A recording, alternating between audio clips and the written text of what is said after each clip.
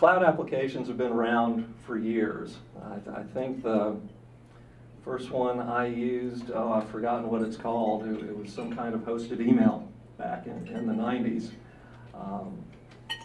Online banking, it's cloud computing.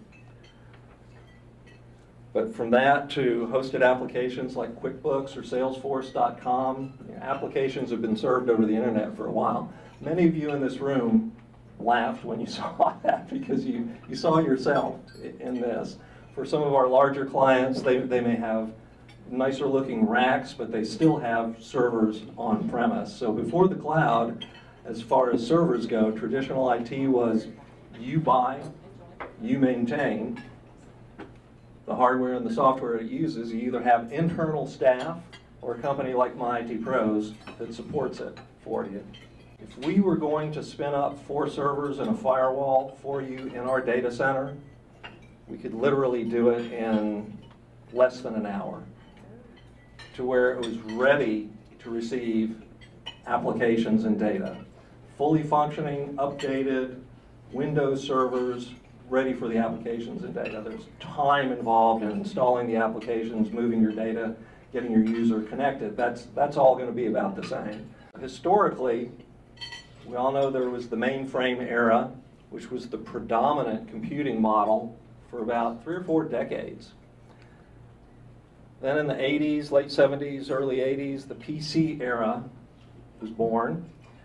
Desktops first, then networked desktops on peer-to-peer networks, then desktops and servers, what we call client-server networks. So through many iterations for the last 30 or 40 years, we've been in the PC era. Cloud computing, those of us in the industry know, and we're here to share with you today, it's already underway. There's a lot of businesses like yours that are in the cloud now. And it's a fundamental change that's going to drive us for the next 20 years, we think at least. Electricity is a great analogy. In 1851, in a field in upstate New York, Henry Burden, who was a manufacturer, he had a factory like all the factories at that time, they needed electricity to run their manufacturing operations. So this was Burden's wheel. That would put out about 500 horsepower and generated enough electricity to run through a complex series of gears and pulleys and wires, the tools that were needed to manufacture, to build what he was building. Fast forward about 50 years, and that wheel was just rotting in the fields. Of course, it was the advent of electricity as a utility that caused that to happen. Because companies no longer had to produce their own power, and it became a competitive necessity to get connected to the electric grid. Not that long ago, that's a hard drive. In the 1960s, that baby was selling about for $60,000 to $85,000. Had to forklift it up onto a Pan Am. How many people remember Pan Am? All right.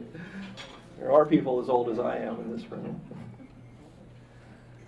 That thing was state-of-the-art, whopping 10 megabytes.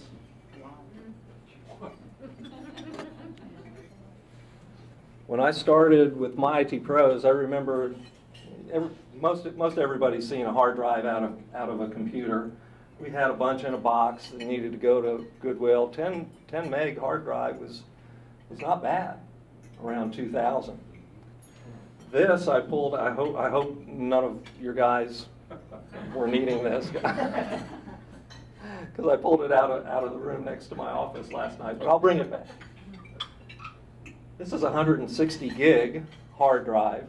It's a lot less than $85,000. It is 16,384 times the space of that $85,000 hard drive. I bought this a couple of years ago. It's just a USB drive. There are little thumb drives that you can attach to your computer that are bigger than this. This is 96,000 times the size of data. So if you have a trusted advisor, a provider that can help you make the right choices, then you're ahead of the game. And at least 50% understand what the cloud is and think it's important to their business.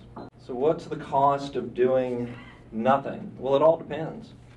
Depends on whether cloud servers, cloud backup, cloud mail, cloud applications is right for you or not. We'll talk about that a little bit more. But if it is right for you, some of the consequences of doing nothing are you're spending a lot more on IT than you should.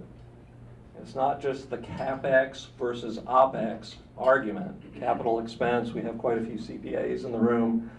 For those of you like me who are not a CPA, you're investing in that stuff that you own as opposed to just buying it, paying for it like a utility.